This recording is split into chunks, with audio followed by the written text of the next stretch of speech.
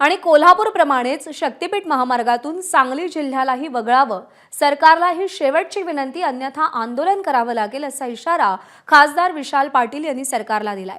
शक्तीपीठ महामार्गाला विरोध नाही, पण रत्नागिरी नागपूर हा पर्यायी रस्ता शक्तीपीठ महामार्गाला जोडावा असं विशाल पाटील म्हणाले। दरम्यान तासगाव मिरज या तालुक्यातील शेतकऱ्यांना शक्तीपीठ महामार्गाला त्यांचा विरोध आहे। शक्तीपीठ महामार्गाला जमिनी देण्यासाठी शेतकऱ्यांची मानसिकता नसल्याचंही त्यांनी नमूद केलंय।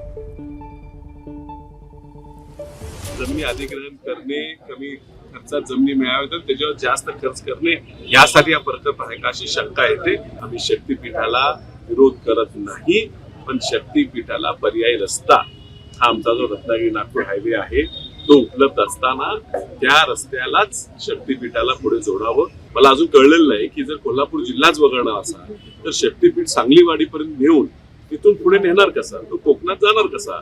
तेव्हा अर्धवट काहीतरी घोषणा दिल्या जातात। मी त्यांना विनंती करतो की सांगली जिल्ह्याची मिरज तालुका खास करून आणि तासगाव तालुक्यातला काय भाग हा या शक्तीपीठाला वगळावा, अन्यथा मोठ्या प्रमाणात जनआंदोलन उभं करावं लागेल। एबीपी माझा, उघडा डोळे बघा नीट।